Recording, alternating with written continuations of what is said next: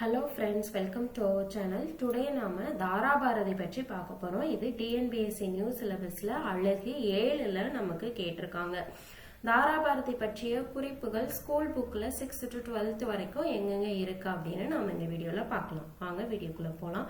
First one 6th new book term 3ல page number 3ல நமக்கு பாரதம் அன்றே நாற்றாங்கால் எனும் ஒரு கவிதை நமக்கு கொடுத்திருக்காங்க. இதை இயற்றியவர் தாராபாரதி. நுழையும் முன் என்ன கொடுத்திருக்காங்கன்னு பார்க்கலாம். நம்மளுடைய நாட்டுல எல்லா வளமும் இருக்கு. நம்ம ஆல்ரெடி பார்த்திருக்கோம். என்ன வளம் இல்லை இந்நாட்டில் ஏன் கையை ஏந்த வேண்டும் வெளிநாட்டில் என்ற பாடல்கள்லாம் கேட்டிருக்கோம் இல்லையா?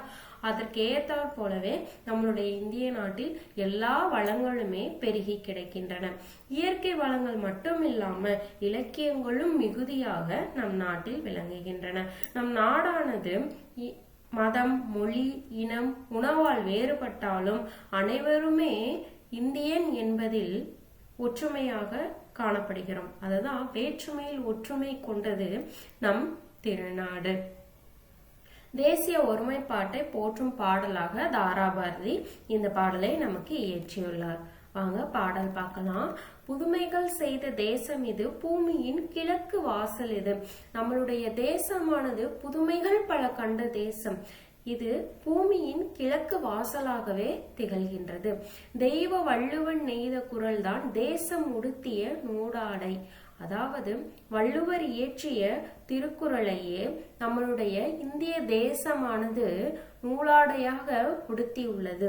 மெய்களை போற்றிய இந்திய தாய்க்கு மெய்யுணர்வு என்கிற மேலாடை. மெய் என்பது உண்மையை குறிக்கும்.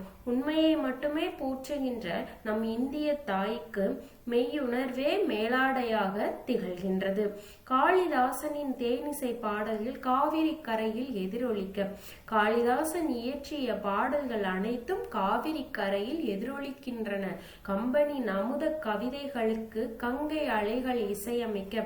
கம்பன் இயற்றிய கவிதைகளுக்கு கங்கை அலைகள் இசையமைத்துக் கொண்டிருக்கின்றன.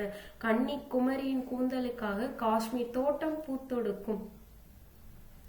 குமரிமுனை என்று அழைக்கப்படக்கூடிய கன்னியின் கூந்தலுக்காக காஷ்மீர் தோட்டமானது பூக்களை மாலையாக தொடுத்து கொண்டிருக்கின்றது. மேற்கு மலைகள் நதிகளை அனுப்பி கிழக்கு கரையின் நலம் கேட்கும்.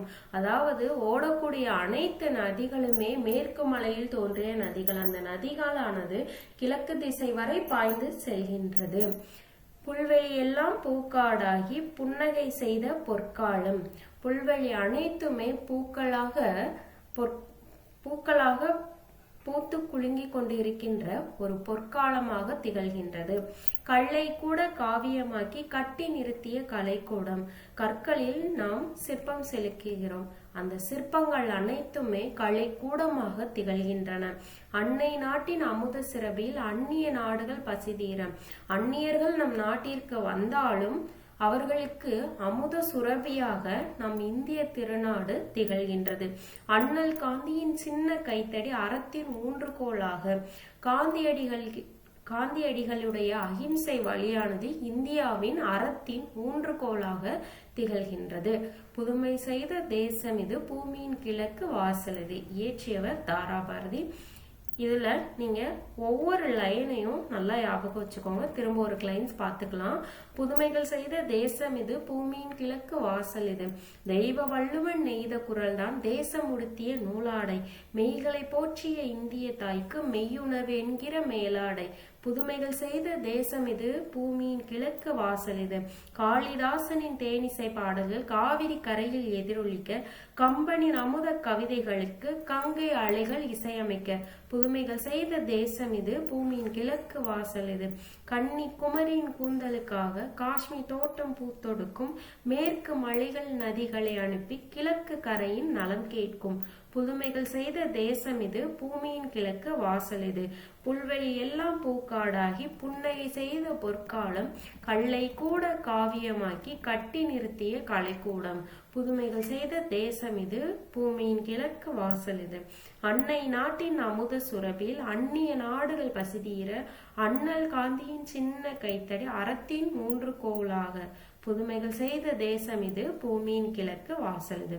இதுல ஆசிரியர் குறிப்பு என்ன கொடுத்திருக்காங்கன்னு பார்த்திடலாம். தாராபாரதி இவருடைய இயற்பெயர் ராதாகிருஷ்ணன். இவர் கவி ஞாயிறு என்று சிறப்பு பெயரால் அழைக்கப்படுகிறார். இவர் இயற்றிய நூல்கள் புதிய விடியல்கள், இது எங்கள் கிழக்கு, விரல் நுனி, வெளிச்சங்கள்.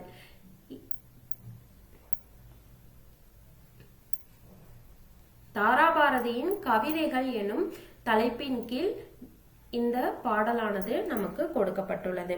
நெக்ஸ்ட் 6th ஓல்டு டேம் 2ல பேஜ் நம்பர் 33ல நமக்கு ஒரு பாடல் கொடுத்திருக்காங்க. திண்ணையை இடித்து தெருவாக்கு. இது எளிய தமிழ்ல கொடுத்திருப்பாங்க, எல்லாருக்குமே ஈஸியா புரியும். உட்கார் நண்பா நலம்தானா, நீ ஒதுங்கி வாழ்வது சரிதானம். சுட்டு விரல் நீ சுருங்குவதா, உன் சுயபலம் உனக்குள் ஒடுங்குவதா. புல்லாய் பிறந்தேன் நான் என்று நீ புலம்ப வேண்டாம். நெல் கூட புல்லின் இனத்தை சேர்ந்ததுதான், அது பூமியின் பசியை போக்கவில்லை. கடலில் நான் ஒரு துளி என்று நீ கரைந்து போவதில் பயன் என்ன. கடலில் நான் ஒரு முத்தென்று நீ காட்டு உந்தன் தலை தூக்கு. வந்தது யாருக்கும் தெரியாது, நீ வாழ்ந்ததை உலகம் அறியாது. இது ரொம்ப இம்பார்ட்டன்டான லைன், ப்ரீவியஸ் இயர் கொஸ்டின்ல இது கேட்டிருக்காங்க. வந்தது யாருக்கும் தெரியாது, நீ வாழ்ந்ததை உலகம் அறியாது. சந்ததி கூட மறந்துவிடும், உன் சரித்திரம் யாருக்கு நினைவு வரும். திண்ணைதானா உன் தேசம், உன் தெருவென்றோ உன் உலகம். திண்ணையை இடித்து தெருவாக்கு, உன் தெருவை மேலும் விரிவாக்கு. எத்தனை உயரம் இமயமலை, அதில் இன்னொரு சிகரம் உனது தலை.